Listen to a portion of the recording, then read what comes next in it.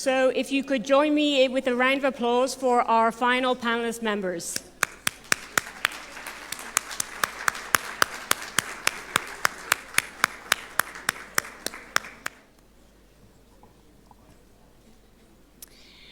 Hello, everybody, and welcome to the final concluding panel of this wonderful conference, and which has given us extremely insightful and forward-thinking ideas and themes and discussions, all of which we will take home to our respective nation-states and institutions and continue our work for promoting all aspects of the women, peace and security agenda and inclusivity and protection in all aspects of life for all during times of conflict and peace.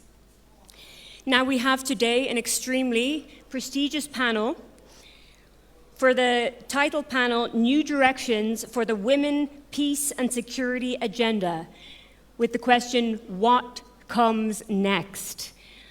We have on our panel Selvisa Grkalo, the judge at the Constitutional Court of the Republic of Kosovo. Seated next to her is Vікторія Вороніна, executive director at the Center for Security Studies in Ukraine. Then we have Nayam Kwelat, the ombudsperson for the Republic of Kosovo. Next to him is Tanya Domi, the adjunct assistant professor of international and public affairs at Columbia's University. And then we have Prakana Ashan, a barrister and the co-founder of No Passports Voice in Bangladesh. And last but not least, we have Her Excellency Lopez, the permanent representative of El Salvador to the United Nations. Thank you. Thank you. And another point which was made, that this is not just about post-conflict societies, and that you mentioned that the better use of the agenda is using it in all aspects of the crises. Pre, during, and after. That's how we get the most out of the women, peace, and security agenda.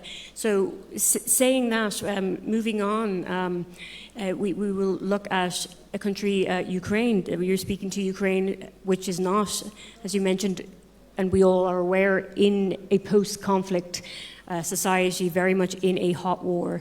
And so, if you would like to speak of the greatest challenges for the WPS agenda, thank you. Thank you.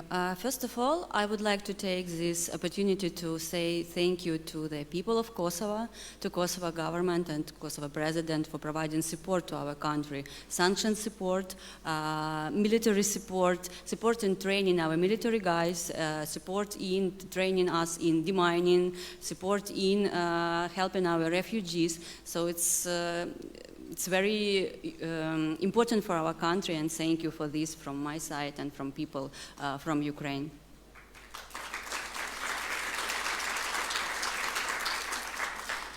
You have not a big territory, rather small, but you have big hearts, and again, thank you for this.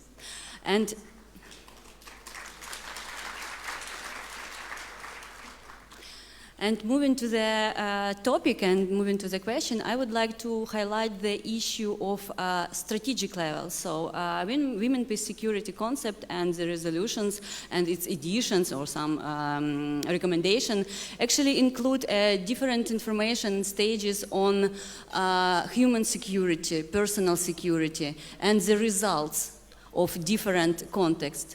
In Ukraine, we don't have post-conflict period. We have acting war, with different situations, difficulties, etc. So some part of our society told that we have a women power period in Ukraine, but it's not a very positive sign because our men in the battle zone. So during this period, our women is in charge of household support, in job position, livelihood, support children, taking care, etc.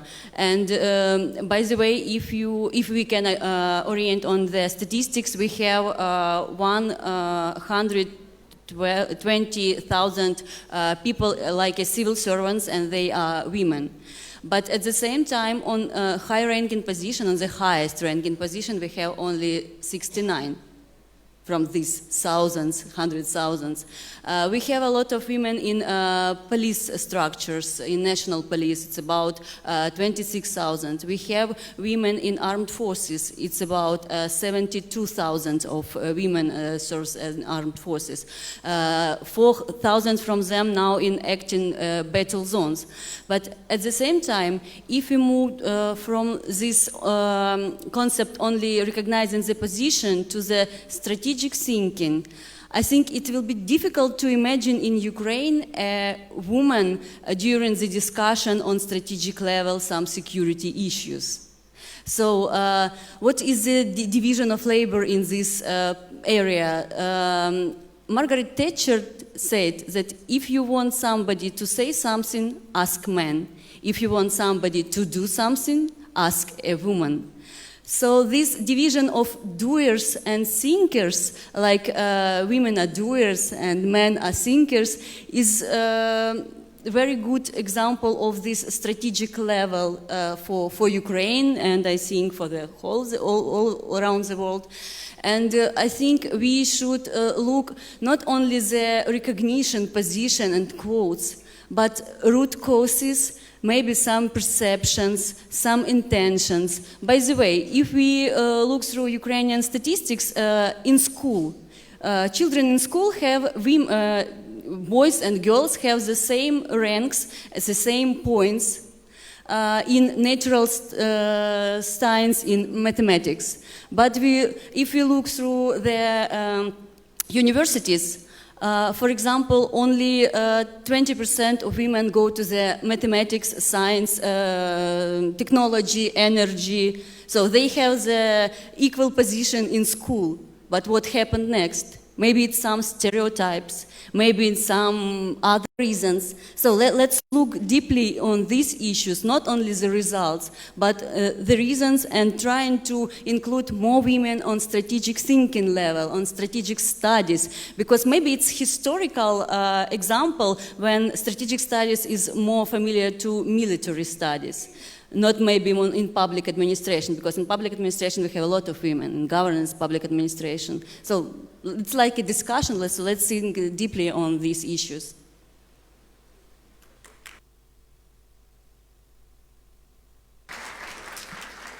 Thank you so much, particularly for the insights in an act of warfare, and I'm sure we all join together and wishing Ukraine the most support and standing by it during its time.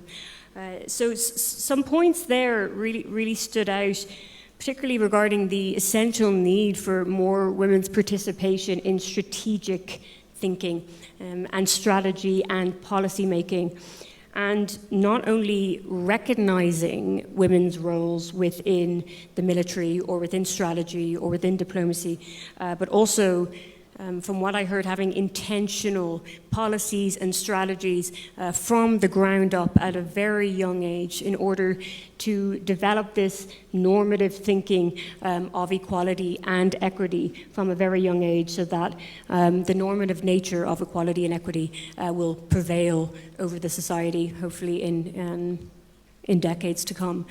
So moving on to the ombudsperson, if I may.